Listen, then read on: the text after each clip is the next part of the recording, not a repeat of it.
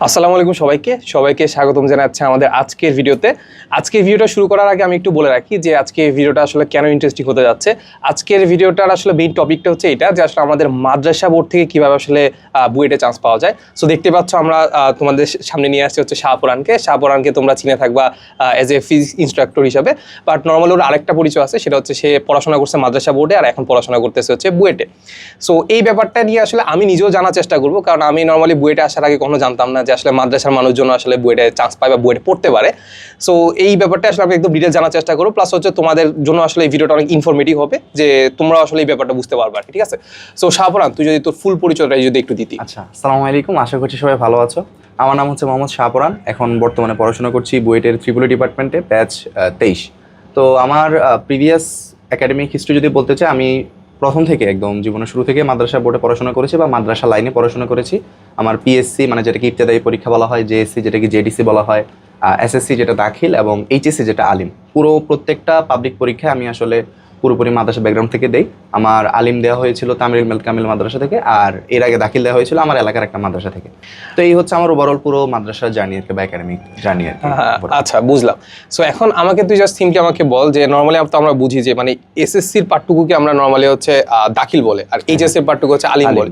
So এইটার পড়াশোনা আর হচ্ছে আমাদের নর্মাল যে স্ট্যান্ডার্ড পড়াশোনা আর কি, ওটার মধ্যে আসলে ডিফারেন্সটা কেমন? আচ্ছা, নর্মাল আমাদের এইচএসসি, আলিম আর দাখিল এসএসসি, এই দুটোর মধ্যে বেসিক পার্থক্য হচ্ছে কিছু আরবি সাবজেক্ট। আমরা যদি আলিয়া লাইনের দিকে তাকাই, আমাদের দাখিলের সময় আমার মনে আছে আমরা প্রায় 4টা সাবজেক্ট বা 5টা সাবজেক্ট আমরা এক্সট্রা এক্সাম দিতাম, মানে 500 মার্কের আমাদের এক্সট্রা এক্সাম দেওয়া লাগতো। আলিমে এসে আমার প্রায় 400 মার্কের এক্সট্রা এক্সাম দেওয়া হয়েছিল আমাদের। অর্থাৎ আমাদের জেনারেল লাইন বা এসএসসি এইচএসসির মতো বাকি সব, Bangla, English, ICT, physics, chemistry, math, first paper, second paper, each and every subject, মানে পুরো কারিকুলাম স্কুলের সেটা থাকবে। প্লাস আমাদের মাদ্রাসার জন্য স্পেশালাইজড কিছু সাবজেক্ট, কোরআন, হাদিস, আকাইদ, আরবি ব্যাকরণ, আরবি সাহিত্য, ওইটা মিলিয়ে আবার ধরেন আপনার 500 মার্কের একটা এক্সাম বা 400 মার্কের থাকে আর কি। আলিমে ছিল 400 আর দাখিলে ছিল মোট 500। আচ্ছা, তার মানে হচ্ছে আমরা যা পড়তাম তার থেকে আসলে তো বেশি পড়তি, আরেকটু বেশি পড়া লাগতো আর কি। নরমালি ধরো হচ্ছে আমাদের যারা জেনারেল লাইনে পড়াশোনা করো তাদের মধ্যে একটা জিনিস থাকে যে যারা মাদ্রাসায় পড়বে তারা তো আসলে হুজুর হবে, বা হচ্ছে এইসব হচ্ছে বা হুজুর লাইনে চলে যাবে, ওইসব পড়াশোনা করাবে বা কিছু একটা। সো এখন মানে আমি আসলে এই জিনিসটাই জানতে চাচ্ছিলাম যে আসলে ওই হুজুর কারা হয়, প্লাস হচ্ছে যারা আসলে জেনারেল লাইনেও চলে আসে। আচ্ছা, তো এখানে আসলে জিনিসটা হচ্ছে বাংলাদেশে এই মোমেন্টে বা এই মুহূর্তে হচ্ছে যে আমাদের যেই দাখিল বা যেই আলিয়া সেক্টর যেটা আছে আর কি, ওইখানে আসলে স্টুডেন্টরা চাইলে শিফট করতে পারে। স্টুডেন্টরা যদি আর্টস অথবা সায়েন্স নিয়ে যদি পড়াশোনা করে, তাহলে সে বাংলাদেশের যেই কোনো সায়েন্স ফ্যাকাল্টি যে কোনো সাবজেক্ট নিয়ে পড়াশোনা করতে পারবে। আপনার ভার্সিটিতে, ডিউতে বা অন্য যে কোনো একটা ইঞ্জিনিয়ারিং ইউনিভার্সিটিতে পড়াশোনা করতে পারে, সেখানে কোনো বাধা নাই। আর প্লাস যারা হচ্ছে যে আপনার মানে আর্টস থেকে পড়াশোনা করে, ওরা হচ্ছে যে বিভিন্ন জেনারেল সাবজেক্ট যেমন আছে আপনার ইসলামিক স্টাডিজ, সমাজবিজ্ঞান, ল, মানে আর্টসের যতগুলো সাবজেক্ট আছে প্লাস কমার্সের যে সাবজেক্টগুলো আছে, বিভাগ পরিবর্তন করে তারা সেখানেও ভর্তি হতে পারে। এই হচ্ছে ওভারঅল প্রসিডিওর। আরেকটা প্রসিডিওর বা আরেকটা যেটা আমরা নর্মালি জেনে থাকি যে আসলে মাদ্রাসায় পড়লেই হুজুর হয়, তো এটার আসলে আরেকটা আমাদের ধারা আছে বাংলাদেশে, এটা হচ্ছে কওমি ধারা আর কি। তো কওমি ধারাতে হচ্ছে যে আপনার এরকম শিফট করার কোনো সুযোগ নাই। ওদের হচ্ছে আলাদা একটা কি বলে যে ওদের আলাদা একটা মর্যাদা বা আলাদা একটা সার্টিফিকেট থাকে। ওদের হচ্ছে যে কারিকুলামটা কি চেঞ্জ আছে? কারিকুলাম না, ওদের কারিকুলামটা টোটালি ভিন্ন। ওদের হচ্ছে এটাকে বলে কিতাবখানা বলা হয় আর কি। ওদের হচ্ছে যে আপনার এরকম আমাদের যেমন Bangla, English, physics, chemistry, math স্কুলের মতো করে পড়তে হয় এমন না। ওদের পুরো জিনিসটা আসলে আরবি, বা পুরো জিনিসটা হচ্ছে যে আমাদের ধর্মীয় জ্ঞান বা ধর্মীয় বিষয় নিয়ে পুরোপুরি কনসাইজ থাকে আর কি। এখানে এক্সট্রা কোনো আপনার জ্ঞান থাকে না, এক্সট্রা কোনো আমাদের এই জেনারেল জিনিসপাতিগুলো থাকে না। আর মাদ্রাসা থেকে পড়াশোনা করার পরে হচ্ছে যে একজন মানুষ যদি চায় যে না, সে ধর্ম নিয়ে বা ইসলাম নিয়ে আরো জানতে চায়, সে হচ্ছে যে ইসলামিক স্টাডিজ বা অন্য কোরআন, হাদিস, ফিকহ এগুলোর উপর আপনার মাস্টার্স, এমফিল, পিএইচডি সব ধরনের ডিগ্রি করতে পারবে, কোনো সমস্যা নেই। এটা হচ্ছে যে ওভারঅল ধারা আর কি বাংলাদেশে। সো এখন আমি যদি তোকে জিজ্ঞেস করি যে পার্টিকুলারলি ধর হচ্ছে তোর আব্বু আম্মু চাচ্ছিল যে তোকে মাদ্রাসায় পড়াবে, সো তখন তাদের টার্গেটটা কি ছিল, যে না এরকম সুইচ করবে নাকি আসলে এই লাইনে চলবে? শুরুতে আসলে আব্বু আম্মুর ধারণা ছিল যে না, মাদ্রাসাতেই পড়ুক, না ধর্ম নিয়ে বা ইসলাম নিয়ে ভালো জানা থাকবে, প্লাস হচ্ছে যে পরিবারে একজন মানুষ থাকবে যে হচ্ছে যে ধর্মীয় জ্ঞানগুলো ভালো রাখতে পারবে বা সবাইকে ওইরকম ভাবে অনুশাসনের মধ্যে রাখতে পারবে, এটা চাইছিল।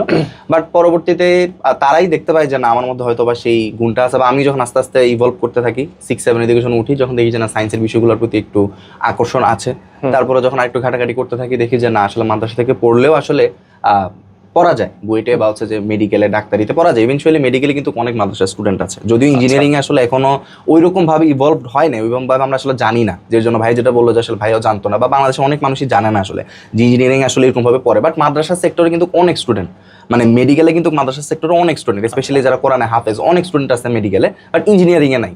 তো তখন আসলে শুরুতে এটাই ছিল, শুরুতে তো আসলে এত ওনাদের এত মানে সুদূর প্রসারী কোনো চিন্তা ছিল না যে না আমাকে জেনারেল লাইনে পড়াবো বা কিছু। বাট যখন আসলে আমার ফ্যামিলি সবাই, আমার ভাই বোন সবাই সায়েন্স ব্যাকগ্রাউন্ডের ছিল, তো ওদের দেখা দেখা আমারও ছিল যে না আমিও সায়েন্স ব্যাকগ্রাউন্ডের পড়াশোনা করবো। প্লাস হচ্ছে যে সায়েন্সের বিষয়গুলো একটু ভালো লাগতো। First of all math, physics, chemistry, এগুলো তো মূলত মানে যদি ভালো না লাগে বা কন্টিনিউ না করতে পারি তাহলে তো আসলে ফ্যামিলিও কন্টিনিউ করাবেন, এটা হচ্ছে প্রথম কথা।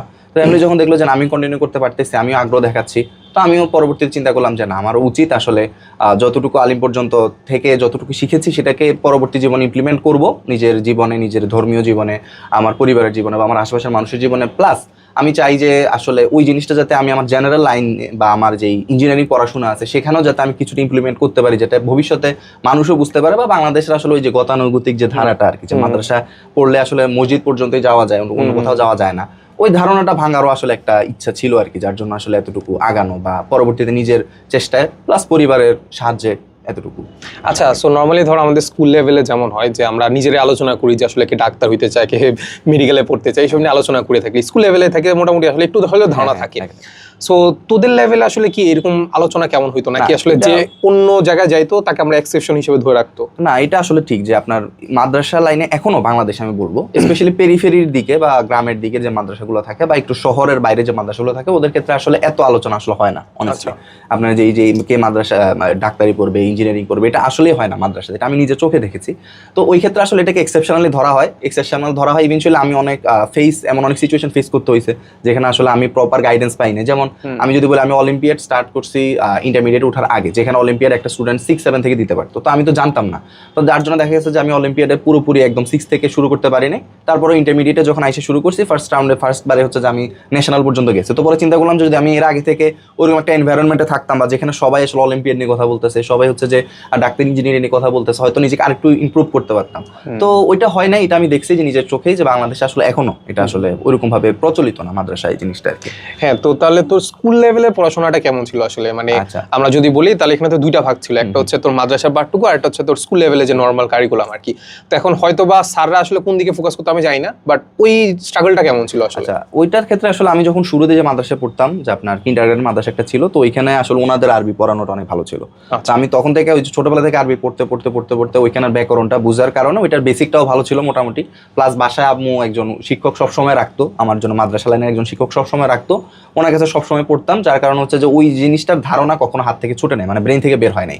প্লাস হচ্ছে যে জেনারেল লাইনের জিনিসপাতিগুলোও আমাকে একটু বেশি ইমফাসিস করা লাগছিল, কারণ আমি যেখানে পড়াশোনা করতাম ওইখানে জেনারেলের স্টুডেন্ট, বা আমি যদি বলি সহজ কথা, বাংলাদেশে আপনার সায়েন্সের স্টুডেন্ট বা সায়েন্সের ভালো টিচার কোনো মাদ্রাসাতেই দেওয়া হয় না। এটা একটা খুবই বাজে রিয়ালিটি। এটা আসলে আমাদের উপরের লেভেলে যারা তারাই চিন্তা করে যে মাদ্রাসা আমি এত ভালো টিচার দিয়ে কি করব, বা মাদ্রাসার টিচাররাও চিন্তা করে যে আমার স্টুডেন্টরা জাস্ট এখানে কোনো রকমে পড়ে চলে যাবে, ওদের আসলে এত উপরে গিয়ে চিন্তা করার কোনো দরকার নেই। এটা একটা বড় জিনিস যেটা আসলে অনেক শিক্ষকই ভাবে না, প্রায় 80-90% শিক্ষকই কখনো সাপোর্টই করে না। ওনারা ভাবে যে মাদ্রাসায় পড়তেছো তুমি এই লাইনেই থাকো। ইভেন সায়েন্সের টিচাররাও এটা ভাবে। তো ওই জায়গা থেকে আসলে বলা যায় যে নিজেরই অনেক ইয়া ছিল। প্লাস আমার স্পার্কনেস দেখে বা ছোটবেলা দেখে সময় সামনের দিকে স্টুডেন্ট ছিলাম, রুলং এক হইতো, ওই রুল এক হওয়ার পর থেকে স্যাররাও ভাবতেছিল যে না ঠিক আছে ও আসলে পারতে পারবে বা ওর জন্য পসিবল, তার জন্য আসলে ওইরকম ব্যাকল্যাশ খাই নাই, বাট সাপোর্টও এরকম ভাবে আসলে পাই নাই, এটা অনেস্টলি বলতে হবে আর কি। হ্যাঁ, এই জিনিসটা আসলে আমি পেইড করতে পারতেছিলাম যে আসলে অবশ্যই ব্যাকল্যাশ তো, মানে ব্যাকল্যাশ বলতে কি অ্যাটলিস্ট ওই যে টিচারদের আসলে ধারণাটাও বা টিচারদের ইনফ্লুয়েন্সটা তো অত থাকার কথা না। নর্মালি যদি জাস্ট আরেকটা কোশ্চেন করি যে ধর মানে যেহেতু বুয়েটে পড়তেছস তার মানে হচ্ছে তোর এসএসসি লেভেল থেকে তোর এসএসসি না মানে দাখিল লেভেল থেকে মোটামুটি আসলে তোর বেসিক ভালো ছিল। এখন এই বেসিকটা তোর আসলে মানে গড়ার জন্য কি আসলে মানে জাস্ট ওই মাদ্রাসায় যে পড়াশোনা করতে ওইটাই ইনাফ ছিল, নাকি আসলে বাসায় কাউকে রাখছিলি, নাকি অনলাইনে পড়তি বা কিছু? এসএসসিতে আসলে জেনুইনলি আমি যদি বলি যে আমাদের বেসিকের জন্য বাসায় নিজে তো পড়া লাগতোই, আমি বলবো যে আমাদের মাদ্রাসায় ওই শিক্ষকরা আসলে এরকম ভাবে সাপোর্ট করতে পারতো না। চাইলেও হয়তো করতে পারতো, বাট করতো না ইচ্ছাকৃতভাবে, অনেক কিছু রিজন ছিল তাদের। প্লাস হচ্ছে যে নিজে এফোর্ট দিতাম। প্লাস আমাদের ওইখানে আপনার কিছু স্কুলের টিচার ছিল আর কি, স্কুলের একজন টিচার ছিল, ওনার কাছে প্রায় 9 to 10 আমি প্রায় যখন ফিজিক্স কেমিস্ট্রি 2 বছর ওনার কাছে কন্টিনিউসলি পড়ি, উনি ভালো পড়াইতো। ওনার কাছ থেকে পড়ে যখন আপনার বেসিকটা ক্লিয়ার হয়েছে তখন বুঝতে পারছি যে না আই ক্যান ডু, আমার পড়া পসিবল আর কি। তো তো ওইখান থেকে কন্টিনিউ করা, প্লাস অনলাইনেও তখন আসলে অনলাইন তো এত একটা ছিল না, আমাদের করোনার আগের ব্যাচ তো আমরা, মানে আমাদের দাখিল বা এসএসসি তো আসলে করোনার মধ্যে পড়ছে আর কি, তখন তো মানে অনলাইন এডুকেশনটা এত ইভলভ হয়নি, জাস্ট শুরু হয়েছে, কয়েকটা প্ল্যাটফর্ম তখন শুরু হয়েছে, বা ওইরকম ভাবে ক্লাস মানে এতটাই আমার এখন পড়া একটা বুঝতেছি না, আমার কাছে হাতের কাছে চলে আসতেছে সবকিছু, এমন না। তো নিজে ঘাটাঘাটি করতাম, তখন মনে আমাদের ফাহাদ স্যারের হচ্ছে যে কিছু ছোট ছোট ভিডিওগুলো ছিল আর কি, স্যারই মনে হয় তখন নতুন শুরু করছে, অন্যান্য প্ল্যাটফর্ম তেমন একটা ছিল না আর কি, এসএসসিতে আর কি, এইচএসসিতে হয়তো নতুন নতুন শুরু হয়েছে। তো তখন স্যারের ক্লাসগুলো দেখতাম, প্লাস নিজে একটু ভালো করে দেখতাম, প্লাস আমার ওই যে স্যার ছিল উনি এইভাবে আসলে নিজে নিজে বেসিকগুলো ডেভেলপ করা আর কি। এরপরে কলেজে যখন গেলি বা কলেজে আসার পরে আসলে টোটালি বলবো যে কলেজ না মানে মাদ্রাসায় আর কি। তো মাদ্রাসায় যখন আলিমে আসছি, আমাদের বরাবরই আরবির সাবজেক্টগুলোর প্রেশার বেশি ছিল, বরাবরই সবসময় প্রেশার বেশি ছিল। তো ওইগুলাকে সবসময় চিন্তা করতাম যে ডেইলি একটা টাইমে এগুলো একটু পড়বো, অল্প একটু সময় হলো এগুলোতে দিব, রেগুলার দিব। প্লাস হচ্ছে যেহেতু ইঞ্জিনিয়ারিং, বায়োলজির প্রতি তেমন একটা তো এফেকশন ছিল না। মানে আচ্ছা আমাকে এটা বল যে তুই আসলে ইঞ্জিনিয়ারিং যে পড়াশোনা করবি বা ইঞ্জিনিয়ারিংটা টার্গেট নিছো, বুয়েট টার্গেট নিছো, এটা কবে থেকে? আচ্ছা, এটা একটা ইন্টারেস্টিং কাহিনী। এটা হচ্ছে যে আমি যদি বলি ক্লাস 7 থেকে আমার একটা টার্গেট ছিল, প্লাস আমার আব্বু আসলে সবসময় বুয়েট ইঞ্জিনিয়ার, বুয়েট মেডিকেল এগুলো নিয়ে আমাদের ভাই বোনদেরকে সবসময় একটা মানে মোটিভেট করতো আর কি, যেমনভাবে পড়াশোনা করো যাতে লাইফের একটা এরকম একটা জায়গায় তুমি যাইতে পারো। তো ছোটবেলা থেকে আব্বুর মুখে শুনতাম, প্লাস আমারও একটা মানে ছোটবেলায় মানুষের যেমন থাকে আর কি, বিভিন্ন জিনিসপাতি, কারেন্টের বিভিন্ন জিনিসপাতির উপর আমার অন্যরকম একটা নেশা ছিল। বাসায় এমন অনেক সময় হয়েছে যে অনেক ইলেকট্রিক শকের জন্য আমি দায়ী ছিলাম, নিজে অনেক ব্যথা পাইছি, শক খাইছি। প্লাস হচ্ছে যে বাসার যে কোনো জিনিসপাতি আমি নষ্ট করে ফেলতাম, খুলে ফেলতাম, অনেক জিনিস আছে আমি খুলছি, আমার কাছে অনেক টুল আছে, অনেক জিনিসপাতি নিয়ে কাজ করতাম। তো তখন একটা নেশা চলে আসছে যে না, এগুলো নিয়ে আসলে বড় হলে কিভাবে কাজ করতে পারবো, করার একটা মানে ছোট মানুষের যেমন একটা কিউরিওসিটি থাকে, এই জন্য ত্রিপলিতে পড়তেছস, মানে একটা ইচ্ছা ছিল আর কি। তো ক্লাস 7 তখন আমাদের একজন শিক্ষক ছিলেন ওয়াহাব স্যার, উনি কেন জানি ওনার একটা স্টুডেন্টের একটা কাহিনী বলতে যে বলতেছিলেন যে ওনার স্টুডেন্ট নাকি ত্রিপলিতে পড়ে। তো উনি জিনিসটাকে এমনভাবে ফ্যান্টাসাইজ করছে, ত্রিপলি ইলেকট্রিক্যাল অ্যান্ড ইলেকট্রনিক্স ইঞ্জিনিয়ারিং, মানে অনেস্টলি ওই লাইনটা আমার এখনো মনে পড়ে যে ক্লাসে স্যারে কিভাবে বলছিল। তখন থেকে আমি এটা নিয়ে ঘাটাঘাটি শুরু করছি যে আচ্ছা এটা কি, যখন নামে কিন্তু বোঝা যায় যে ইলেকট্রিক্যাল মানে কি কারেন্ট নিয়ে কিছু অবশ্যই আছে। আবার আমার যেহেতু আবার এখানে একটা কানেকশন যে না, তাহলে আমার এটা নিয়ে হয়তো পরে আমি কিছু করতে পারবো, আমি রোবোটিক টেকনোলজি বলেন বা কিছু বলেন, এগুলো নিয়ে কিছু না কিছু একটা হয়তো করতে পারবো। তো 7 থেকে কাইন্ড অফ ছিল যে না আমাকে বুয়েটে পড়তে হবে, বুয়েটে মানে আস্তে আস্তে বিল্ড আপ হয় যে না পড়বো। এখন এর আগে তো ধরুন ছোট মানুষের তো অনেক স্বপ্নই থাকে, আমার 7 এর ইচ্ছে ছিল আমি ক্রিকেটার হবো, অনেকেরই থাকে, আমাদের তো ছোট মানে ছেলেদের একটা সবারই 80% মানুষেরই থাকে যে আমি ক্রিকেটার হবো। তো ওই 7 থেকে পরে যায় না আস্তে আস্তে মানে ফার্নিশড হয়েছে যে না, বাংলাদেশের প্রেক্ষাপটে আসলে ক্রিকেটার হওয়া বা অন্য কোনো ফ্যান্টাসি গুলো আসলে রাখাটা ঠিক না, আপনাকে একটা পাবলিক ইউনিভার্সিটিতে পড়া বা চান্স পাওয়া, সেখান থেকে আসলে লাইফটা অন্যরকম একটা গতিতে যায়। তো ওইটাই টার্গেট ছিল 7 থেকে কাইন্ড অফ, যে বুয়েটে পড়বো, বুয়েটে পড়াই লাগবে। আর কাইন্ড অফ আমার ক্ষেত্রে আমি বলবো যে বুয়েটের জন্য আমি পাগল ছিলাম, অনেস্টলি আমি বুয়েটের জন্য পুরোপুরি মানে কি বলা যায় এত লেভেলের ফ্যাসিনেটেড ছিলাম। ইভেন আমি চিন্তা করি যে যদি বুয়েটা আমার না আসতো তাহলে কি আমি আদৌ কি স্টেটে থাকতে পারতাম, বা আমি কি আদৌ মানে বলবো কি কাইন্ড অফ অনেকটা ইয়ে হয়ে যায় না, যারা এখন অ্যাডমিশন কে ফেজ আছে তারা রিলেট করতে পারবে যে কি করবো, আমার লাইফের কোনো গোল ছিল না বা সেকেন্ড কোনো অপশন ছিল না যে বুয়েট যদি না টিকে তাহলে আমি কি করতে পারি, এমন কোনো অপশন ছিল না। আরো বড় একটা কথা হচ্ছে যে একটু যদি মানে নিজের লাইফের এক্সপিরিয়েন্সগুলো শেয়ার করি, যে আমার মনে আছে ক্লাস 9 একজন আঙ্কেল আমাকে যখন জিজ্ঞাসা করছিল যে তুমি কি করতে চাও, মানে একদম ক্লোজ মানে প্রতিবেশীর মতো, তো ওনাকে যখন মানে সূক্ষ্ম মনে বা সরল মনে বলছিলাম যে না আমি আসলে বুয়েটে পড়তে চাই, ইঞ্জিনিয়ারিং করতে চাই, তো উনি অনেক খেলা মানে উড়াই দিচ্ছে যে তুমি তো মাদ্রাসায় পড়বা, তুমি হুজুর হবা, হুজুর হলে তোমার মর্যাদা এমনি বেশি, তুমি ইঞ্জিনিয়ারিং কেন পড়বা, তোমার তো ওই সক্ষমতা নাই, মানে ডিরেক্টলি এটা আসলে যারা ফেস করছে তারা বলতে পারবে, ডিরেক্টলি বলে দিছে। আমার এখনো ওই সিনারিওটা মনে পড়ে, আমার এখনো ওই অপমান বা ওই কথাগুলো মনে পড়ে যে না আমাকে এভাবে বলা হয়েছিল। তো ওই জায়গা থেকে আসলে একটা রাগ বা একটা জেদ চলে আসছিল যে না আমারে পাইতে হবে, আমারে এটা পাইতে হবে, যদিও জিনিসটা উচিত না, এটা আসলে অসুস্থ একটা প্রতিযোগিতা, বাট তখন ওই জিনিসটা আমার মাথার মধ্যে একটা মানে চড়াও হয়েছিল। যেমন এইচএসসিতে ভাই যেটা বলো যে পড়া কেমনে কভার করতে পারতাম, এমনও দিন গেছে যে মানে 3টা পর্যন্ত পড়ছি, এরপর ফজরের সময় উঠছি, উঠে আবার ক্লাসে গেছি গা, মানে পুরো এক সপ্তাহের মধ্যে হয়তো হাইস্ট আমি প্রতিদিন 2-3 ঘন্টা করে ঘুমাইছি, এমন একটা পাগলামিও ছিল যে না পড়তে হবে, পড়া শেষ করতে হবে, যে করে চান্স পাইতে হবে, এটা একটা মানে পাগলামো ছিল আর কি। তো এই ওভারঅল মানে মাদ্রাসা সেক্টর থেকে ইঞ্জিনিয়ারিং আসা বা জেনারেল লাইনে আসা বাংলাদেশে এখন একটা প্রতিবন্ধকতা, কারণ আশেপাশে তুমি এরকম মানুষ পাবা না, আশেপাশে একটা এনভায়রনমেন্ট পাবা না। যেমন এনডিসিতে গেলে ভাই তো এনডিসিতে বসে ভাই বলতে পারবে, এনডিসি তো ওইরকম একটা ফেজই আছে যে সবাই ওইগুলো নিয়ে কথা বলতেছে। ইভেন এনডিসি তো স্টুডেন্টদের বুয়েটের চেয়ে বেশি ফ্যাসিনেশন, তারা বাইরে গিয়ে ভালো পড়াশোনা করবে, তাই না ভাই? ওদের তো হচ্ছে যে বাইরে কি বলে যে অন্যান্য ভালো ইউনিভার্সিটি এমআইটি অক্সফোর্ড এগুলোতে পড়ারও ওদের অ্যাম্বিশন অনেক বেশি। তো ওইগুলা থেকে আসলে আমি মানে বলা যায় যে কোনো রকম ওইরকম সাপোর্ট পাই নাই। আর ফ্যামিলি থেকে আসলে সাপোর্ট দিছে, ফ্যামিলি থেকে সাপোর্ট তখন দিছে যখন তারা বুঝছে যে না আই এম টোটালি কনফিডেন্ট আর আমি পারবো। আমার হচ্ছে যে আপনার দাখিলে যখন চট্টগ্রাম আমাদের আবার ডিভিশনের ভিত্তি দেয় আর কি, ভিত্তিগুলো তো ডিভিশন ভিত্তিক হয়, তো দাখিলে হচ্ছে যে আমি চট্টগ্রাম ডিভিশনে ফার্স্ট হয়েছিলাম ভিত্তিতে। তো ওইখান থেকে আসলে ফ্যামিলির একটা আরো বেড়ে গেছে যে না ওর দ্বারা পসিবল। ইভেন আমি যখন আপনার মিল্লাতে আসি, মিল্লাতে তখন প্রথম হোস্টেলে উঠি, হোস্টেলে ওঠার পর তো জানেনি ভাই হোস্টেলে তো আসলে যে বাংলাদেশে যে কোনো হোস্টেলই হোক অবস্থা তো খুবই বাজে হবে। তো আমার আব্বু তখন চিন্তা করলো যে না এই হোস্টেলে থেকে আসলে পড়াশোনা করার মতো সিচুয়েশন নাই, বা এক্সেপশনাল কিছু যদি কাউকে করতে হয় তাহলে এই পরিবেশে থাকে আসলে পসিবল না বা একটু টাফ। তো পরে আব্বু হচ্ছে যে আমার আম্মুকে আমার কাছে পাঠিয়ে দেয় এই যে টঙ্গীতে, সেখানে আব্বু আমি আর আম্মু মিলে বাসায় ভাড়া থাকতাম প্রায় আপনার কত আমার এইচএসসি লাইফ প্লাস অ্যাডমিশন পুরো ফেজটা আমি আম্মুর সাথে ছিলাম। এখন তো বুয়েটের হলে আছি। তো তখন ওই ফেজটার মধ্যে হচ্ছে যে মানে ফ্যামিলি সাপোর্ট দিছে, বাট যখন ফ্যামিলি সাপোর্ট দিছে তখন তারা বুঝছে যে না আমাকে কিছু একটা করতে হবে। আর ওই ফেজে আবার ফ্যামিলির উপর আবার আমার নিজের একটা এক্সপেকটেশন প্রেশার চলে আসছে, কারণ ওনারা আমার উপরে এত বেশি ইনভেস্ট করতেছে, এত বেশি সাপোর্ট দিচ্ছে, আমাকেও পাইতে হবে। সো ওভারঅল একটা ফেজ ছিল যে যেখানে আসলে পরিশ্রম প্লাস আল্লাহর উপর বিশ্বাস, চাওয়া, আশেপাশের মানুষের সাহায্য, আবার কিছু কিছু মানুষ সাহায্য করতো না, অনেক মানুষ বাঁকা চোখে দেখতো, সবকিছু মিলাই আসলে এই জায়গাতে আসা আর কি ওভারঅল। আচ্ছা, খুব ইন্টারেস্টিং লাগলো। সো আমাকে জাস্ট আরেকটা জিনিস বল যে ধর ক্লাস 7-এ থাকতে তুই বুঝলি যে আসলে তোর বুয়েটে চান্স পাইতে হবে বা ত্রিপলিতে পড়তে হবে বা এমন কিছু একটা। তো এই 7 থেকে প্লাস হচ্ছে তুই একদম লাস্ট যে ডিসিশনটা নিলি সাপোজ হচ্ছে এইচএসসির আগে, সো এর মাঝামাঝি সময় কি কারোর সাথে কোনো মানে কাউকে জিজ্ঞেস করছিলি যে বুয়েটে পড়লে ফিউচার কেমন হবে, কিংবা এটা নিয়ে কোনো ধারণা ছিল কি? ফিউচার নিয়ে আসলে ধারণা বলতে কি আমার টার্গেট ছিল প্রথমে ধরেন আপনার রোবোটিক্স নিয়ে কাজ করা, বা আমার ওই রকম মানে কি করব ফিউচার প্ল্যান ওই রকম আসলে ছিল না এটা অনেস্টলি। বাট অনলাইনে আসলে দেখতাম, অনলাইনে যে আমি ফার্স্টলি আপনার বলি তখন বুয়েটের আমি যদি বলি আনাস ভাইয়ের একটা একদম শুরুর দিকের একটা ভিডিও ছিল, একদম শুরুতে, এটা মনে হচ্ছে যে ভাই চান্স পাওয়ার পর এখন হালকেনস্টাইন ওপেনও করে নাই, তখন ওইখানে ভাইয়ের বুয়েট নিয়ে অনেক কিছু বলছিল।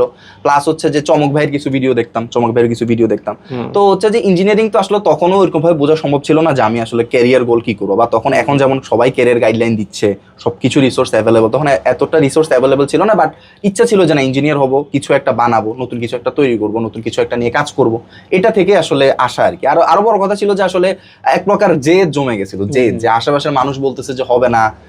ইভেন আমার ফ্যামিলি থেকেও আমাকে বলা হচ্ছিল তুই ডাক্তার হো, কারণ বাংলাদেশে তো প্রায় 90% ফ্যামিলিতেই চায় যে আমার ছেলে একটা ডাক্তার থাকবে। ইভেন জন্ম হওয়ার পরে বলে যে মেরা পুত্র ডাক্তার বানেগা, মানে ডাক্তারই হইতে হবে, ওর আর কিছু হওয়া যাবে না। ইঞ্জিনিয়ারিং ইচ্ছা ডাক্তার কিন্তু আপনার ক্রেজ অনেক বেশি। তো ওই জায়গা থেকে আমাকে বাসা থেকেও অনেক এমফাসাইজ করা হয়েছিল যে তুই ডাক্তারি পড়, পুরো ফ্যামিলির আমার ভাই বোন আব্বু আম্মু সবাই ইভেন আমার বড় আপু হচ্ছে যে ডাক্তারের জন্য মানে মেডিকেলের জন্য একদম পটেনশিয়াল ছিল, বাট কোনো কারণে হয়নি। তো ওই একটা মানে কষ্ট বা একটা আক্ষেপ আমার আব্বু মেডিকেলে দিছিলাম। হ্যাঁ, মেডিকেলে কাইন্ড অফ বলতে গেলে টিকছিলাম, মেডিকেলে একটা লাস্টের দিকে একটা মেডিকেল আসছিল, বাট সেটা ডাজন্ট ম্যাটার, কারণ মেডিকেলের প্রতি এত একটা কোনো ফ্যাসিনেশন তো ছিল না, বাট আসছিল মেডিকেলে। এক্স্যাক্টলি, আমি আমার অ্যাডমিশন ফেজে এটাই দেখতাম যে মানুষজন, আমি আগে চিন্তা করতাম যে বাঙালি মা বাপরা চিন্তা করে যে ছেলে হলে হচ্ছে ইঞ্জিনিয়ার হবে, হচ্ছে মেয়ে হলে ডাক্তার হবে। বাট আমি যখন মেডিকেলে চান্স পাইছিলাম তখন ব্যাপারটা বুঝতে পারছিলাম না আসলে বাঙালিরা চায় যে ডাক্তারই হইতে। হ্যাঁ, যাই হোক, সো অনেক স্ট্রাগল করে আসলে আমি আসলে ইঞ্জিনিয়ারিং এ আসছি। আর আরেকটা জিনিস আমি বলে রাখি যে ওর স্টোরিটা যেটা শুনলে আর কি, যে নর্মালি ওর ফিউচার কেমন হবে বা ইঞ্জিনিয়ারিং পড়লে কেমন হবে বা বুয়েটে পড়লে লাইফটা কেমন হবে অত কিছু চিন্তা করে নাই, জাস্ট চিন্তা করছে যে না আসলে বুয়েটে চান্স পাইতে হবে। সো বেশিরভাগের ক্ষেত্রে আমার কাছে এমনই দেখতে পাইছি, যেমন আমার ক্ষেত্রে এমন হয়েছে যে আমি আসলে বুয়েটটা কেমন বা বুয়েটে কখনো আমি আসিও নাই, বুয়েটের আসলে সাবজেক্টগুলো কেমন এটাও জানতাম না। বাট যেটা দেখতাম যে আমি যখন উদ্ভাসে ক্লাস করতাম, উদ্ভাসে দেখতাম যে ভাইয়েরা এসে ক্লাস নিত, ক্লাস নেওয়ার ক্ষেত্রে ভাইয়েরা হচ্ছে নিজের অনেক ফ্লেক্স নিত যে আমার লাইফ এমন ওই রকম লাইফ। তারপর হচ্ছে ভাইরা যখন চলে যেত তখন আমি যেটা করতাম সেটা হচ্ছে আমাদের ভাইয়ের নামগুলো সার্চ দিয়ে আসলে ভাইয়ের আইডিতে ফ্রেন্ড রিকোয়েস্ট পাঠিয়ে দিতাম, এন্ড ভাইয়ের আইডি হচ্ছে স্টক করা শুরু করতাম। যে এটা তো অনেস্ট, এটা তো মানে আমার মনে আছে আমার আইডিতে ক্লাস 9-10 যখন ফেসবুক খুলছি বুয়েটের প্রায় মিনিমাম 20-25 জন বড় ভাই ছিল। ইভেন যখন চান্স পাওয়ার পর হলে আসি দেখি যে অনেক ভাই আমার সামনাসামনি দেখতে পাচ্ছি যে ভাই হলে থাকে, ভাইদের সাথে ভাই আপনার সাথে অ্যাড ছিলাম, এটা সবার। ইভেন আপনার এখন যে 25-এর এক্সাম হলো না, আমি স্ক্রোল করার পর যেদিন রেজাল্ট দিছে স্ক্রোল করার পর দেখি যে 2-3 জন দেখতেছে। আমি জানিও না যে মানে বুয়েটে চান্স পাওয়ার মধ্যে পটেনশিয়াল বা কিছু, বাট আমার ফ্রেন্ড লিস্টে আছে, কারণ ওরা আমার রিকোয়েস্ট পাঠিয়ে রাখছে। সেটাই ওগুলো দেখতাম যে আসলে ভাইদের লাইফগুলো খুব পশ লাইফ লিড করতো, এই জায়গায় ট্যুর দিত, ওই জায়গায় ট্যুর দিত, তারপর একওয়ালার সামনে ছবি দিত, তারপর আবার উড়া ধরে ক্লাস নিয়ে বেড়াইতো, এন্ড ক্লাসের মাঝখানে বলতো যে এত টাকা পাচ্ছে অত টাকা পাচ্ছে। সেগুলো দেখে খুব ভালো লাগতো। এন্ড ওই আলটিমেটলি ওইটাই যে অনেকে বলে না যে একটা ইয়ে আছে না যে আমি আসলে ইঞ্জিনিয়ার হওয়ার জন্য বুয়েটে পড়তেছি না, মানে বুয়েটিয়ান হওয়ার জন্য ইঞ্জিনিয়ারিং করতেছি আর কি। তো যাই হোক, সো আস্তে আস্তে আমরা আসলে রিয়েলিটি চেক খাওয়া শুরু করলাম যে আসলে বুয়েটিয়ান হওয়া সবকিছু না, মানে আস্তে আস্তে যে মানে কেরিয়ার নিয়ে যে সবারই চিন্তা করতে হয় এই ব্যাপারটা আস্তে আস্তে বোঝা শুরু করলাম। সো এটা আমরা আসলে শাহপুরান থেকে পরে আস্তে আস্তে জানবো। সো এখন আমাকে বল যে পরে এইচএসসি রেজাল্টের জন্য কিভাবে পড়াশোনা করতে? এইচএসসির জন্য আসলে অনেস্টলি বলতে চাই যারা এইচএসসি তে ভালো করতে চাও এসএসসির বেসিক ভালো থাকতে হবে, এটা প্রথম কথা। ফিজিক্সে তুমি যদি এসএসসির বেসিক তোমার ভালো থাকে দেখবা যে এইচএসসি তোমার জন্য ইজি। কেমিস্ট্রিতে অনেক বেশি প্যারা খায় পোলাপাইন, কেমিস্ট্রিতে তোমার ভালো বেস থাকে এইচএসসিতে তুমি ভালো সামলাইতে পারবা। আর আমার ক্ষেত্রে তো একটা মানে আমাদের ইয়া ছিল কি, আমি যে মাদ্রাসায় পড়তাম ওইখানে আমাদের ক্লাস করা লাগতো। অনেকে তো আপনার ধরেন যে সরকারি কলেজে ক্লাস না করলে আমাদের ক্লাস করা লাগতো, অ্যাটেন্ডেন্স দেওয়া লাগতো। তো সকাল 7টা থেকে প্রায় 12টা পর্যন্ত বা দুপুর পর্যন্ত ক্লাসই করা লাগতো। তো এরপর হচ্ছে যে আর টিউশন করার টাইম পেতাম না, অনেস্টলি টিউশন করার কোনো টাইমে পেতাম না। তো তখন আসলে আমাদের এই যেটা বললাম যে অন্যরকম পাঠশালা, যেহেতু আপনার ফ্রি ক্লাস, অল্প সময়ের মধ্যে ক্লাস পাওয়া যায়। এটা তো আসলে বাংলাদেশের এখন জিজ্ঞেস করলে 80% স্টুডেন্ট বলবে যে না আমি অন্যরকম পাঠশালা ক্লাস করছি, করেনি যেমন খুব কম মানুষ আছে। মানে এখন সামনের ব্যাচগুলো হয়তো কম করছে, বাট আমার ক্ষেত্রে 22-এর আগের সবাই মোটামুটি আমার ক্ষেত্রে ছিল যে আপনার অন্যরকম পাঠশালার ক্লাসগুলো করবো, দেন নিজে ম্যাথ সলভ করতে পারবো। এখন আমি পারতাম ম্যাথ সলভ করতে পারতাম, ভাইদের ক্লাস করার পরে যখন ম্যাথের বইটা খুলতাম দেখতাম যে একটা চ্যাপ্টারের ম্যাথ আমি 80-70% নিজে করতে পারতাম। ইভেন কেতাবুদ্দিন স্যারের বই আমার মনে আছে আমি এইচএসসি তে নিজে সলভ করছি, প্রায় 80% আমি নিজে সলভ করছি, বাকিগুলো কোনো জায়গা থেকে আমি সাহায্য নিছি বা কিছু করছি। তো ওই সলভিং ক্যাপাবিলিটি থাকার কারণে দেখা গেছে যে অল্প সময় পড়া বেশি হয়ে গেছে। ধরেন ঘন্টার পর ঘন্টা কারো ক্লাস করা বা টিউশনও দৌড়াদৌড়ি করাচ্ছে, দেখতাম যে অনলাইন একটা জিনিস টপিক বুঝতেছি না, টপিক দেখতাম, ম্যাথ সলভ করতাম, ইঞ্জিনিয়ারিং কোশ্চেন ব্যাংক দেখতাম যে হ্যাঁ এটা কভার হয়ে গেছে। আবার যেহেতু এইচএসসি লাইফ থেকে কোশ্চেন ব্যাংক এইচএসসি ল্যাব থেকে কোশ্চেন ব্যাংক আপনার হচ্ছে যে এইচএসসি ল্যাব থেকে আপনার এই যে আগে সিলেবাস আছে এখানে একটা কাহিনী আছে। এইটা তোকে কে বলছিল যে কোশ্চেন আগে এটা আসলে অনেস্টলি কেউ বলে না, ওই যে বললাম ক্রেজ, পাগলামি একটা থাকতে হবে। আর হচ্ছে যে পাগলামি থাকা লাগবে, বুঝা যাচ্ছে খুব আতেল মানুষ ছিল, পাগলামি থাকতে হবে, কারণ ওই ফেজ থেকে যখন আসছে না পাগলামি থাকতে হবে। ইভেন যখন পরিবেশ আরো যেমন এনডিসি পোলাবেন তো আরো আপনি কি করেন, আপনি যে তাড়াতাড়ি আমি জানি টু বি অনেস্ট এটাই যে মানে মানুষজন বলেন না যে আরো অত পড়তে হয় না, অত পড়তে না, এটা অনেক বড় আতেল মানুষজন নি বুয়েটে পায় চান্স পায়, এটা অনেক বড় ভুল পড়া লাগে, এটা মিথ্যা কথা। এটা এক্সেপশন থাকতে পারে, বাট নরমালি যারা আতেল, যারা একদম সামনের দিকে স্টুডেন্ট ছিল তারাই নরমালি বুয়েটে চান্স পায়। হ্যাঁ ইভেনচুয়ালি মানে খুব কমই এক্সেপশন আছে যে আপনার কম পড়ে বা হচ্ছে যে ভাগ্যের কারণে চলে আসছে বুয়েটে, এটা হয় না। কারণ এতজন স্টুডেন্ট পরীক্ষা দেওয়ার পর আসলে ভাগ্য হচ্ছে আসলে পোলাপাইনের হার্ড ওয়ার্কটাই বেশি কাজ করে। তো যেটা বলতেছিলাম যে আপনার ওই যে প্রবলেমগুলো নিজে সলভ করতে পারার একটা যে ক্রেজ, আরেকটা জিনিস বা যেটা আমাকে অনেক ভালো এফোর্ট বা কাজে দিয়েছে সেটা হচ্ছে এইচএসসির আগে আমাদের এসএসসির পরে যে মাঝখানে টাইমটা থাকে, ইভেন করোনার সময় আমাদের তো করোনার কারণে অনেক লেন্দি হয়েছিল দাখিল পরীক্ষাটা, এসএসসি পরীক্ষা লেন্দি হয়েছিল। আমি ওই দাখিলের আগে হচ্ছে ক্যালকুলাস শেষ করে ফেলছিলাম, দাখিল দেওয়ার আগে ক্যালকুলাসের ইন্টিগ্রেশন ডিফারেন্সিয়েশনের যে বেসিক জিনিসপাতিগুলো এগুলো শেষ করে ফেলছিলাম, যার জন্য যখন ইন্টারমিডিয়েটে উঠছি ফিজিক্স নিজে পড়তে যাওয়ার কোনো প্যারাই হইতো না, কারণ আমি তো জানি যে সূত্র ডেরিভেশন করতে গিয়ে আসবে। হ্যাঁ আমি জানতাম যে আপনার ধরেন জড়তার ভ্রামকটা আপনার এখানে ইন্টিগ্রেশন করে আমার পুরো জিনিসটাকে ইন্টিগ্রেট করলে আমি পুরো একটা কঠিন বস্তু ইয়া পেয়ে যেতেছি। তো আমার জন্য আগে পড়াশোনা শুরু আমার ক্যালকুলাস, হ্যাঁ ক্যালকুলাস এটার একটা বড় রিজন ছিল, আমার বাসায় বই ছিল, আমার ক্যালকুলাস পড়ার জন্য তো ত্রিকোণমিতি লাগতো। হ্যাঁ ত্রিকোণমিতি আপনার ক্যালকুলাসের যে লিমিটটা পড়ে ফেলছি আগে, ত্রিকোণমিতিও আগে পড়ছি এক্স আর গেছে, তখন আপনার ত্রিকোণমিতি পড়ে ফেলছিলাম, সূত্রগুলো দেখে ফেলছিলাম। আর হচ্ছে যে তখন আমার একটা ভালো ইয়া ছিল যে সাপোর্ট ছিল যে আমার বাসায় বই ছিল, ইন্টারমিডিয়েট প্রচুর বই ছিল।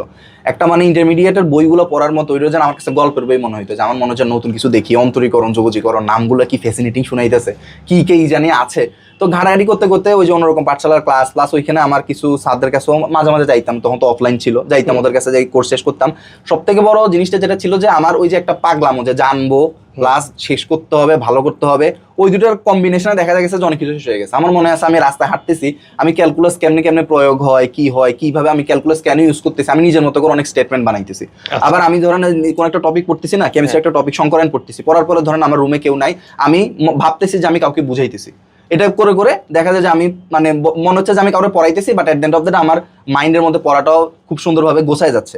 যার জন্য দেখা গেছে যে আমি যখন অনার্স থেকে মানে যখন বুয়েটে চান্স পাওয়ার পরে, যখন বুয়েটে যেদিন চান্স পাইছি এর 3-4 দিন পরে আমি টিউশনে ঢুকে গেছি। ইভেন টিউশনে ঢুকার পরে দেখতে পাচ্ছি যে আমার এত কথা আটকায় না, আমি হচ্ছে পড়াইতে পারতেছি, আমি টপিকগুলোকে বুঝাইতে পারতেছি, সিকুয়েন্সিয়ালি বুঝাইতে পারতেছি।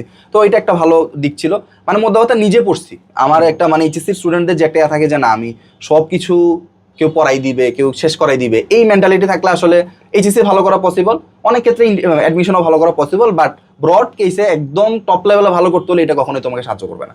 তোমাকে নিজেকে এফোর্ট দিতে হবে, নিজেকে এফোর্ট দিয়ে নিজে বুঝা, নিজে আসলে পারতেছি কিনা। কারণ এট the end of the day তুমি ভালো করার কাছে পড়লা, ধরো জিপ্রান ভাইয়ের কাছে পড়লা, তুমি পরীক্ষা তো জিপ্রান ভাই দিবে না, পরীক্ষা তো দিবে তুমি যদি না পারো, তুমি যদি প্রপারলি জিনিসটাকে ইমপ্লিমেন্ট করতে না পারো সময়ের মধ্যে, লাভ নেই।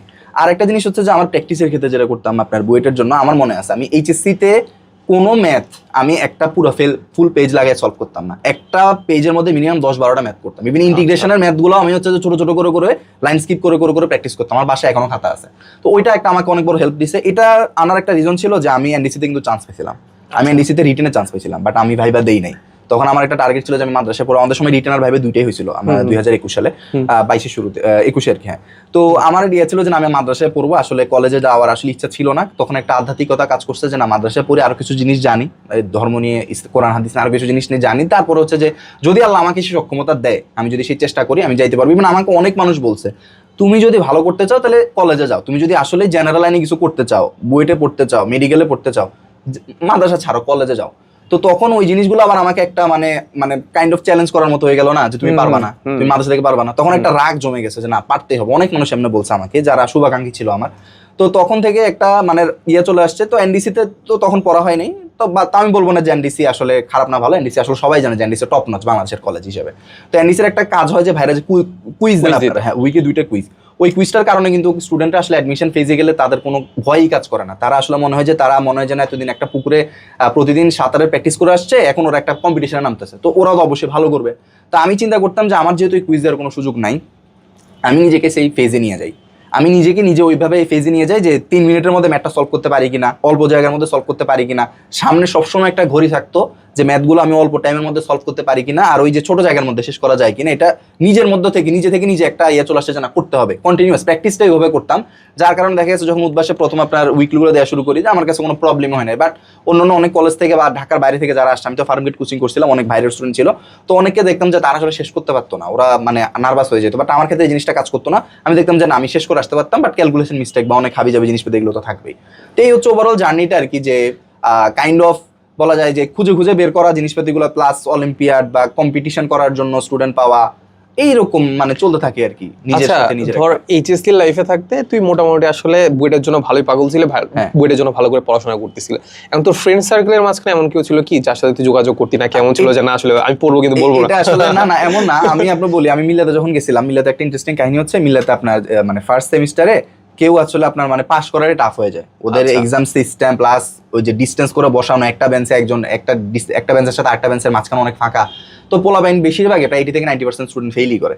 বাট ওই জায়গায় আমি ফার্স্ট টাইম ফর দ্য মানে মিল্লাত হিস্ট্রিও তো ফার্স্ট, যে আপনার ইন্টার ফার্স্ট ইয়ারের যেই পরীক্ষা সেমিস্টার, ওইটার মধ্যে আমি A+ পাইছিলাম। তো ওইটা পাওয়ার পরে আসলে যখন স্যাররা প্লাস স্টুডেন্টরা সবাই অন্যরকম একটা ইয়েতে চলে গেছে যে না, এ তো একটা গটেড লেভেলের স্টুডেন্ট। সব স্যারদের নাম সব স্যারদের মুখে আমার নাম থাকতো। ইভেন অনেক স্টুডেন্টকে আমি চিনতাম না, বাট ওরা আমাকে চিনতো, কারণ ওই যে রেজাল্ট ভালো হওয়ার কারণে ওরা সবাই জানতো যে না, একটা স্টুডেন্ট আছে এমন। ইভেন স্যাররা তখন থেকে আমাকে বলতো যে বুয়েটে কেউ চান্স না পাইলেও ও চান্স পাবে। এটা একটা মানে একটা স্যারদের কাছ থেকে একটা অ্যাপ্রিসিয়েশন পাইতাম।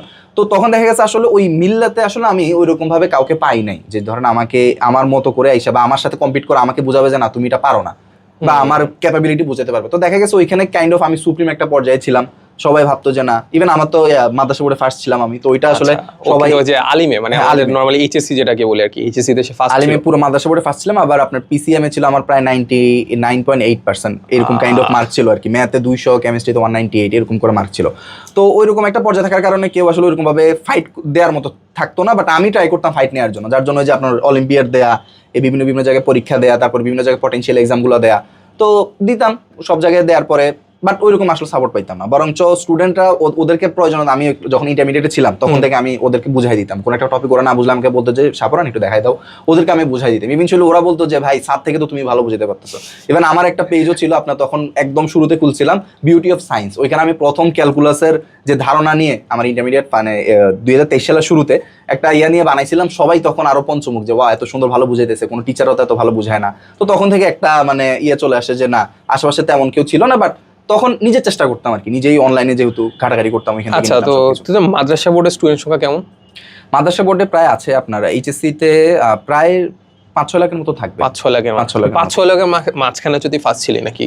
হ্যাঁ, মানে এইচএসসি পুরো মাদ্রাসা, বাংলাদেশ মাদ্রাসা বোর্ড আমি জানি না টোটাল কত, বাট এরকম থাকার কথা আর কি। মানে পুরো একটা বোর্ডে মানে পুরো দেশে যা থাকা উচিত আর কি মাদ্রাসা স্টুডেন্টের। আচ্ছা, ওই এক্সাক্ট নাম্বারটা আসলে আমিও জানি না। তো যাই হোক, যেটা বলতেছিলাম যে তাহলে ওই তোদের যে মাদ্রাসা থেকে কয়জন বুয়েটে চান্স পাইছিল? আচ্ছা, আমাদের সময় হচ্ছে যে আমাদের আগে 2020 সালে মানে ভাইদের ব্যাচের সময় একজন ভাই চান্স পাইছিল, রেজা ভাই, আমাদের ত্রিপলি একজন। হ্যাঁ, একজন। তো এরপরে মাঝখানে মাদ্রাসা থেকে, হ্যাঁ আমাদের মাদ্রাসা থেকে, এরপরে মাঝখানে হচ্ছে 2 বছর মিল্লাত থেকে কেউ চান্স পায়নি। তো ওইটা একটা ব্যাকল্যাশ ছিল, যে আমার জন্য একটা মানে বলা যায় যে মানে সাহস পাচ্ছিলাম না যে কেউ তো পাচ্ছে না, আমি কি আদৌ পাবো। এটা একটা বড় একটা ব্যাকল্যাশ ছিল আমার জন্য, কিন্তু তারপরও চালাই গেছি। আর হচ্ছে যে আমার সময় আবার ওই যে যাত্রাবাড়ি একটা শাখা আছে মিল্লাতের, হ্যাঁ তামিলনাড়ুর যাত্রাবাড়ি শাখা, ওইখান থেকে একজন পাইছে সিভিলে, সিভিল ইঞ্জিনিয়ারিং একজন পাইছিল আর আমি। তো এরপর আবার আলহামদুলিল্লাহ গত 2 বছর 24-এর সময় আমাদের মাদ্রাসা থেকে 3 জন বুয়েটে চান্স পাইছে। এবারও মনে আমাদের মাদ্রাসা থেকে 3 জন চান্স পাইছে 25-এ। সো আমার আগে আবার ওই 2 বছর না পাওয়ার কারণে একটা খরা চলে আসছিল, আপনার করোনার পর একটা খরা চলে আসছিল। স্যাররাও তখন একটা টেনশনে পড়ে গেছে যে কেউ চান্স পাইতেছে না বুয়েটে, একটা বাংলাদেশের এত স্বনামধন্য একটা মাদ্রাসা, যে মাদ্রাসা থেকে প্রতি বছর আপনার বোর্ডে ফার্স্ট হওয়া প্লাস অনেক বেশি বৃত্তি, ইভেন যে বৃত্তিগুলো দেয় ঢাকা ডিভিশনের বৃত্তি, এর মধ্যে প্রায় 80% আমাদের মাদ্রাসা পায়। তামিল লিখাই থাকে সিরিয়ালে। তো ওই জায়গা থেকে বইটা চান্স পাচ্ছে না, মেডিকেলও মানে মোটামুটি 10-15 জন 20 জন থাকতেছে। তো এটা সাদা একটা কনসার্নিং বিষয় ছিল, আমারও একটা টেনশনের একটা জায়গা ছিল। বাট তারপরেও আসলে এট the end of the day মানে আল্লাহ তো আমার রিজিকে লিখে রাখছেন, আমিও চেষ্টা করছি, পেলে পাইছি আর কি। এই তো মোটামুটি আসলে আমরা আমাদের পডকাস্ট বা ভিডিও যাই বলো না কেন একদম লাস্ট পর্যায়ে চলে আসছি। সো মোটামুটি ওর অ্যাডমিশন জানি সম্পর্কে আমরা জানছি, ও কীভাবে পড়াশোনা করতো, মাদ্রাসা থেকে কীভাবে স্ট্রাগল ছিল ওটা মোটামুটি জানছি। সো এখান থেকে বুঝতে পারলাম যে আসলে আমি একজন রিয়েল আতেলের সাথে বসে আছি। প্লাস হচ্ছে একদম আসলে মানে ওর মানে পড়াশোনার যে জিনিসটা, এটা আসলে আমি নিজেও এরকমভাবে পড়াশোনা করতাম না, ওই নর্মালি পড়তাম আর কি। সো মানে এত না যাই হোক। সো এইবার আমি একদম যেটা বলবো সেটা হচ্ছে, ধর এখন তো বুয়েটে পড়াশোনা করতেছো, এখন আমি বুয়েটের লাইফ সম্পর্কে জানতে চাই। আচ্ছা, বুয়েটের লাইফ হচ্ছে কি কি রিয়েলিটি চেক খাইছো যে একদম পাগল তো ছিলি? হ্যাঁ, এরপরে কি রিয়েলিটি চেক হচ্ছে যে প্রথমত মানে আমরা যেটা ভাবি যে আসলে মুখস্থ বিদ্যা যাদের ভালো লাগে না তারা আসলে ইঞ্জিনিয়ারিং এ আসে, এটা সবথেকে বড় ব্যাকলেশ। এটা সবথেকে বড় রিয়েলিটি চেক যে আসলে মুখস্থ বিদ্যার কোনো প্রয়োজন নেই, ইঞ্জিনিয়ারিং এ মুখস্থ বিদ্যা লাগে। কারণ হচ্ছে জিনিসটা এমন না যে মুখস্থ বিদ্যা ছাড়া তুমি পার পাবা, বাট সময়টা খুব কম। ধরো তোমার কাছে একটা থিওরি একটা তোমার পরীক্ষা আসতেছে, এটা জাস্ট প্রতিবন্ধনটা তোমার লাগবে। এখন তুমি এটার পিছনে যদি 2-3 সপ্তাহ সময় দাও, ভালো করে ঘাটাঘাটি করো, নিজে পড়ো, তাহলে এটার পিছনের একদম পুরো হিস্ট্রি তুমি জানবা, বুঝতে পারবা। কিন্তু ওই সময়টা তোমার কাছে নাই, কারণ আমরা এইচএসসি তে যে সিলেবাসটা আসলে 2 বছর ধরে পড়ি, দেখা যায় আমাদের এক টার্মে এই সিলেবাস এর চেয়ে আরো বেশি। একজন স্যার এক কোর্সে 2-3টা রাইটারের বই পড়াইতে বলে, প্লাস হচ্ছে ল্যাব অ্যাসেসমেন্ট, সিটি, এগুলো তো থাকতেছে। মানে সেমিস্টার জুড়ে তুমি পড়ার সুযোগটা পাবা না। আরো অনার বিএসসি তে ওঠার পরে আসলে আমাদের মধ্যে একটা চলে আসছে যে আসলে পড়াশোনা, কারণ আমরা তো এখন বাংলাদেশের মানে বলা যায় ক্রিম স্টুডেন্টের মধ্যে আছে, তখন আমাদের মধ্যে একটা চলে আসে যে আমরা এখন পড়াশোনা কেন করব, যদি জিনিসটা ঠিক না, এটা রাখা উচিত, কারণ পড়াশোনা আসলে শেষ কোথাও নাই পড়াশোনার। তো ওইখান থেকে আসলে বুয়েট লাইফটা একটু টাফ যদি নিজে না পড়লে। আর ভাই তো আপনি সবচেয়ে ভালো বলতে পারবেন, কারণ হচ্ছে যে আমি তো বলতে পারবো, বাট এখন বিএসসি একদম লাস্ট ইয়ারে মানে লাস্ট সেমিস্টার, আপনার তো আর এই কিছুদিন পরে বের হয়ে যাবেন, আপনি ভালো বলতে পারেন। বাট আমার একদম আমি যেহেতু শুরুতে আছি, আমি শুরুতে বলতে পারি যে আসলে রিয়েলিটি চেকটা খুব বেশি হয় এই কারণে যে আমরা ভাবি যে আসলে স্যাররা অনেক কিছু পড়াই দিবে, বাট এটা ঠিক না, নিজেকে পড়তে হবে। আরেকটা বড় কথা হচ্ছে যে আমরা অনেকেই 3 Idiots ছবিটা দেখে আসলে ইন্সপায়ার্ড হই যে আমরা ইঞ্জিনিয়ারিং করবো, মানে র্যাঞ্চোর মতো বা আমির খানের মতো হচ্ছে যে অল ইজ ওয়েল বলবো আর সব জায়গায় ফার্স্ট হয়ে যাবো, কিছু পড়াশোনা নাই। কারণ ওইখানে তো পড়াশোনা দেখাই নাই তেমন, ওইখানে জাস্ট দেখাইছে যে ও অনেক বেশি পাগল ছিল, অনেক বেশি ফ্যান্টাসাইজ ছিল সবকিছুর জন্য, মেশিনের প্রতি তার একটা অন্যরকম আকর্ষণ ছিল, যার কারণে সে ভালো করছে। বাট বাস্তব জগতে এটা না। আমাদের থিওরিটিক্যাল পড়াশোনার ক্ষেত্রে তুমি যদি না পড়ো, স্যারদের লেকচার নোট ফলো না করো, প্লাস ল্যাব, সিটি, অ্যাসেম্বলি এগুলো যদি ভালো করে না দাও, মারা। এক্স্যাক্টলি, আসলে রিয়েলিটি চেক গুলো আসলে আস্তে আস্তে খাওয়া, মানে আসলে বললাম না যে ও তো এখন কোন টার্মে আছে, আমি আপনারা 2-1 আর কি, 2-1 আছে, মানে সেকেন্ড ইয়ারে ফার্স্ট টার্মে আছে আর কি। সো যত টার্ম যাবে না তত রিয়েলিটি চেক খাইতে থাকবে, বুঝছো? যেমন এখন আমি যে টার্মে আছি, আমি একদম ফাইনাল টার্মে আছি, তো ফাইনাল টার্মে এখন আমি রিয়েলিটি চেক খাচ্ছি যে আসলে আমাদেরকে জব নিয়ে চিন্তা করতে হবে, পড়াশোনার পরে কি করতে হবে। এটা আসলে জাস্ট বুয়েটিয়ানরা জাস্ট তুমি বের হবা, তোমাকে জাস্ট একদম চাকরি ধরাই দেবে এমন না, মানে সব সেম, সবাই আবার সেম রেসের মধ্যে চলে আসছি।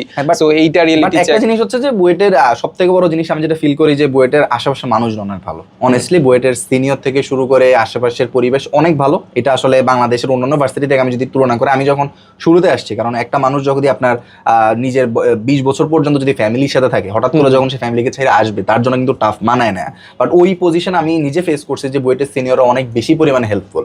তারা আসলে এটা আমাকে বুঝতে দেয় না যে আমি একটা নতুন জায়গায় আসছি বা আমাকে অনেক বেশি রুলস অ্যান্ড রেগুলেশন ফলো করতে হবে, তাদেরকে সালাম দিতে হবে, তাদের উৎকণ্ঠায় কথা বলতে হবে, বা যেটা আসলে আমাদের বাংলাদেশের অন্যান্য ভার্সিটিগুলোর ক্ষেত্রে আগে ছিল বা এখন অনেক জায়গায় আছে, র্যাগিং কালচার বা অন্যান্য জিনিসগুলো যেগুলো আসলে বলা উচিত না। বাট বুয়েটে এই জিনিসটা খুব সুন্দর। এটার জন্য আমি মনে করি যে আমাকে যদি ফিউচারে কখনো আবারও সুযোগ দেওয়া হয় চয়েস করার জন্য, আমি জাস্ট একটা রিজনের জন্য হলো বুয়েটকে চয়েস করবো, বিকজ ওয়ান্ডারফুল পিপল, আশেপাশের মানুষজন অনেক ভালো, আশেপাশে সাপোর্ট পাওয়া যায়, এটা অনেক ভালো। আর হচ্ছে যে অনেক ধরনের মানুষ আছে, যে পড়তেছে না, সে লাইফের অন্য কোনো ফেজ নিয়ে অনেক বেশি চিন্তা করতেছে, কেউ অনেক বেশি সারাদিন পড়তেছে, কেউ কম পড়তেছে, কেউ বেশি পড়ে ভালো করতেছে না, কেউ কম পড়ে ভালো করতেছে। তো এরকম অনেক বিচিত্র ধরনের স্টুডেন্ট বা বিচিত্র ধরনের মানুষ পাওয়া যায়, এই জন্য আসলে বুয়েট অনেক জোস। আর বইটা থাকলে অনেস্টলি যে অনেক কিছু আসলে সুপ্রিমেসি পাওয়া যায় ফ্যামিলির কাছ থেকে বা দেশের মানুষের কাছ থেকে। আর ওর হচ্ছে টিউশন বা তোমার নিজের চলাফেরা সবকিছুর ক্ষেত্রে একটা পাওয়া যায় আর কি, সুপ্রিমেসি পাওয়া যায়। আর ব্র্যান্ড ভ্যালুর ক্ষেত্রে যদি বলি, আসলে বুয়েট আসলে একটা ব্র্যান্ড। যেমন তুমি যদি বাটা জুতা কিনতে যাও, তুমি বাটা জুতা না দেখেও তুমি জাস্ট ওই প্রাইস ট্যাগ 3000 দেখে হলেও কিন্তু নিয়ে ফেলবা, কারণ তুমি জানো যে বাটা জুতা ভালো। অথচ এই সেম জুতায় যদি তোমাকে আমি ফুটপাত দোকান থেকে নিতে বলি, তুমি 500 টাকার বেশি একটা টাকাও দিবা না, যদিও সেম জুতাই হয়, জাস্ট বিকজ ব্র্যান্ড ভ্যালু। তো ওই জায়গা থেকে আসলে ব্র্যান্ড ভ্যালুটা বাংলাদেশের রেসপেক্টে বুয়েটে কাজ করে। আবার বাইরের দেশও, ইভেন বুয়েট থেকে তো আসলে শুধু যে দেশে এমন না, বুয়েট থেকে তো প্রায় মানে বাইরের প্রত্যেকটা ভালো ভালো ইউনিভার্সিটিতে স্টুডেন্ট আছে। তো ওইখানেও আসলে বুয়েটের একটা ব্র্যান্ড ভ্যালু হয়ে যায়, এটা আসলে অনেস্ট। আর ওইখান থেকেও সাপোর্ট পাওয়া যায়। তুমি যদি বাইরে যেতে চাও যে আমি একটা সাপোর্ট পাইতে চাই, যে আমি একটা বাইরে একটা ভালো ভার্সিটিতে পড়তে চাই, তুমি বুয়েটে যে কোনো না কোনো ব্যাচের ভাইকে সেখানে তুমি পাবা, ওনাদের কাছে সাপোর্ট পাবে। ইভেন ওনারাও অনেক বেশি সাপোর্টিভ, ওনারা অনেক বেশি সেশন নেয়, তোমাকে গাইডলাইন দিবে কিভাবে কি করা লাগবে। তো ওই দিক থেকে আমি মনে করি যে মানে বুয়েটে আসাটা কোনো রকম আমার ভুল ডিসিশন ছিল না। But at the end of the day আমরা আসলে বেশি ফ্যান্টাসাইজ হয়ে যাই, এটা ঠিক। যেটা আমার আসলে হয় না সেটা আমরা ভেবে আসি, তো সামনাসামনি যখন সেটা পাই না তখন একটু খারাপ লাগে। আস্তে আস্তে আবার জিনিসটা হয়তো একটা সময় ঠিক। এক্স্যাক্টলি, মানুষজন আসলে অনেকে জিজ্ঞেস করে যে ভাই বুয়েটকে ওভার হাইপড কিনা, কিংবা বুয়েটে আসলে আসাটা কতটা যৌক্তিক। সো খুব সিম্পল কথা, যখন আসলে আমরা যখন টার্ম ফাইনাল দিতে যাই তখন আসলে বোঝা যায় যে না আসলে এত কেন কষ্ট করতেছি, সবাই তো সেম জায়গায় আছি, সেম পড়াশোনাই করতেছি, তাও আমাদেরকে এত কেন প্রেশার দিচ্ছে। তখন খুব মানে মনে হয় যে না আসলে বুয়েট আসা ঠিক হয় না, বা বুয়েটে আসলে আদৌ কি লাভ কি। বাট নর্মালি আমি যেটা বুঝি যে আমার কাছে কি আর কোনো ধরনের অপশন ছিল কিনা, আমি যদি একদম বেস্ট জায়গায় যাইতে চাইতাম তাহলে আর কোনো অপশন ছিল কিনা। বুয়েটে অনেক ধরনের প্রবলেম আছে, ল্যাব ফেসিলিটিস খুব একটা ধরো ওইরকম লেভেলের না, কিংবা টিচার লেভেল ওইরকম না, বা যত ধরনের প্রবলেম আছে, ধরো বুয়েটের র্যাঙ্কিংও ভালো না। সো হাজার হাজার প্রবলেম আছে, বাট সবার আগে তুমি চিন্তা করো যে তুমি বাংলাদেশে বসে আসো, তোমার কাছে আর কি বেটার অপশন ছিল। হ্যাঁ, আর বড় কথা হচ্ছে তুমি যদি মধ্যবিত্ত পরিবারের সন্তান হও, যে তুমি হয়তো প্রাইভেটে ভালো পড়তে পারবে না, বা শুরুতে একটা ফান্ডিং নিয়ে দেশের বাইরে চলে যেতে পারবে না, তাহলে অবশ্যই তোমাকে ভালো বা বেস্ট চয়েস হতে পারে বুয়েট। কারণ এখান থেকে তুমি বিএসসি শেষ করার পরে আসলে ফ্যাসিলিটিসটা পাবা, বা ততক্ষণ পর্যন্ত তুমিও বুঝতে পারবে যে তোমাকে লাইফ আসলে কি করা উচিত। তো ওই দিক থেকে আসলে বলা যায় যে BUET the best. Exactly. So আমরা আসলে বুয়েট নিয়ে অনেক কথা বলছি, হয়তো এটা নিয়ে আলাদা একটা ভিডিও বানানো যাবে, যে আসলে যেমন আমি আমার বিএসসি লাইফের যদিও লাস্ট দিকে আছি, আমি হয়তো একটা রিয়েলিটি মানে এক্সপেকটেশন ভার্সেস রিয়েলিটি একটা ভিডিও বানাবো না, প্যারা নেই। সো যেটা হচ্ছে আমরা লাস্টলি জাস্ট ওই শাহপুরান থেকে জাস্ট যারা মাদ্রাসা বোর্ডে আছে, তারা যদি কেউ এরকম বুয়েট বা মেডিকেলে চান্স পেতে চায়, তাদের জন্য লাস্ট কিছু কথা বলে আমরা শেষ করি। একটা জিনিস হচ্ছে কি, স্রোতের বিপরীতে চলা খুবই টাফ। স্রোতের বিপরীতে চলাটা আসলেই টাফ। তোমার সাথে কেউ থাকবে না তোমাকে সাহায্য করার জন্য, তোমাকে পিছন থেকে বলার জন্য যে না, কাঁধে হাত দিয়ে বলার জন্য যে ইউ ক্যান ডু, কেউ থাকবে না যতক্ষণ না তারা বুঝতে পারবে যে আসলে তুমি পারবা, তোমার মধ্যে কোনো স্পার্ক আছে। আমি লাইফে দেখি নাই এমন একটা সিঙ্গেল মানুষ, কিংবা আমার ফ্যামিলিকেও দেখি নাই, যে আমি নিজের মধ্য থেকে সেই ইচ্ছা প্রকাশ করার আগে কেউ আমাকে বলছে যে পরান তুই পারবি। তারা যখন দেখছে যে আমি ডাই হার্ট, আমি ম্যাড, তখন তারা বলছে যে ইয়েস ইউ ক্যান ডু।